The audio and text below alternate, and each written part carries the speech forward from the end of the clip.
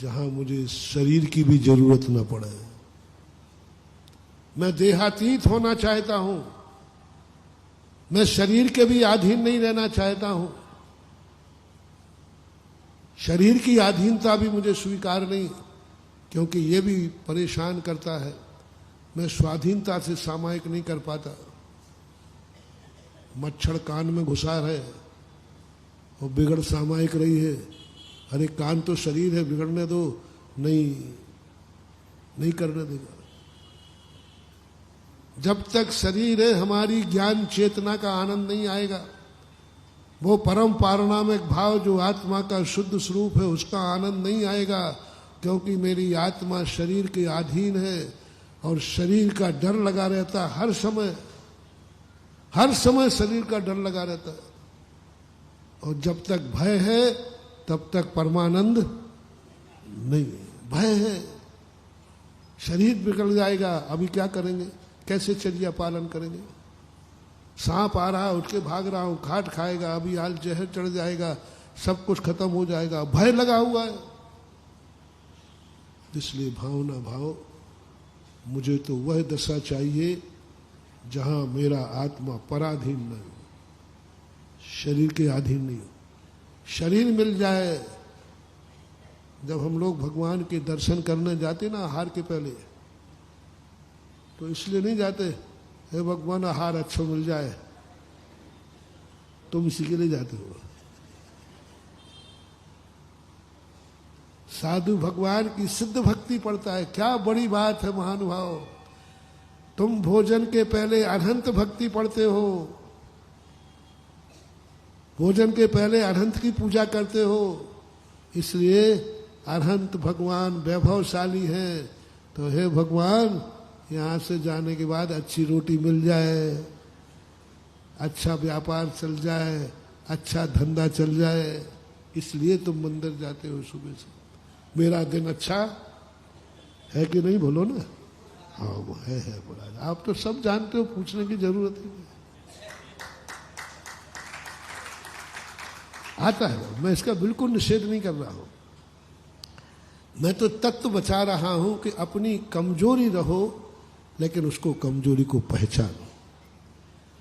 अनंत भगवान की पूजा करते हैं और हम लोग जाकर के आहार के पहले सिद्ध की पूजा करते हैं, सिद्ध भक्ति पूर्वक आहार करते हैं। आहार के क्या क्या प्रतीक है सिद्ध भक्ति पूर्वक? अरहंत भगवान की भक्ति का अर्थ है कि हमें रोटी मिले, मुझे भूख लगी है। सिद्ध भगवान की भाव है कि हे भगवान, इस रोटी से छुटकारा कब मिलेगा, इस रोटी से छुटकारा, बस मुझे ऐसी दशा दे, आज तो जा रहा हूं आहार को, बस ऐसी ताकत आ जाए कि मैं बिना आहार के मुनि व्रत का पालन कर सकूं। आहार लेकर नहीं, ताकत ऐसी आए कि मैंने बिना आहार लिए भी मेरा रत्नत्रय पले, साधुता में कोई कमी नहीं आए, आहार नहीं लेना। और नहीं मिलने पर आनंद मनाता है, अच्छा हुआ आज 24 घंटे कम से कम ये तो हो गया कि हम बिना रोटी के भी। उपवास के दिन आनंद क्या है? मुमुक्षु को आता है। अंतराय करने के दिन साधु को आनंद क्यों आता है? वैसे आता है कम से कम 24 घंटे। वैसे तो साहस नहीं कर रहा था, लेकिन कर्म के कारण अब साहस हो गया कि 24 घंटे में बिना रोटी के भी रह सकता हूं। ये स्वाभिमान का आनंद, ये स्वाधीनता का आनंद आता है कि मैं 24 घंटे बिना इसके रह जाऊंगा। प्यास लगने पर भी साधु के चेहरे पर ग्लानि क्यों नहीं? साधु क्यों नहीं चिल्लाता? वो सोचता है मैं 48 टेम्परेचर में भी बिना पानी के 24 घंटे जिंदा रह गया। वाह रे वाह!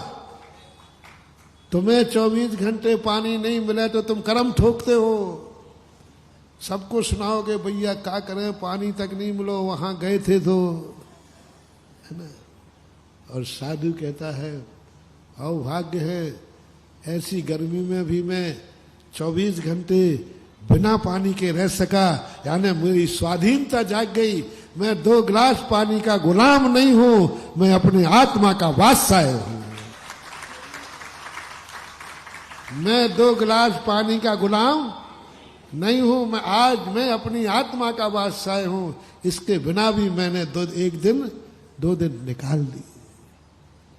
जितने जितने निमित्त नहीं मिलने पर साधु रोता नहीं है, साधु अवभाग्य मानता। अच्छा है, इस निमित्त के बिना भी मैं जी सकता था। मैं तो सोच रहा था कि इस निमित्त के बिना मैं जिंदगी नहीं जी पाऊंगा। रोटी तो खाना पड़ेगा, पानी तो पीना पड़ेगा, इसके बिना मैं तड़प जाऊंगा, इसके बिना मैं मर जाऊंगा। लेकिन क्या हो गया ये, मैं तो इसके बिना भी जिंदा, इसके बिना भी मेरे लिए वो आनंद प्रकट होता है। वह है परमानंद की शुरुआत। इसलिए सिद्ध भगवान की स्तुति करने का हमारी पूरी चर्याओं में सिद्ध भगवान है। मैं जो करने जा रहा हूं ये मुझे करना ना पड़े, छूट जाए, अच्छा है। ऐसी दशा कभी तुम्हारी प्रकट हो तो उसको अपन को कोड करना है, पकड़ना है, अभ्यास में लाना है कि पहला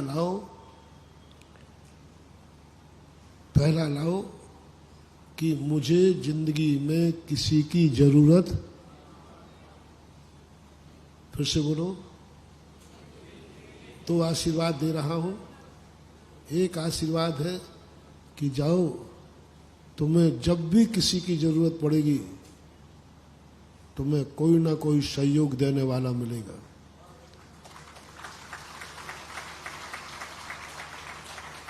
जब भी तुम्हें जो धन चाहिए तो धन मिलेगा, तन चाहिए तो तन मिलेगा, रोटी चाहिए तो जो तुम चाहोगे वो मिलेगा। 7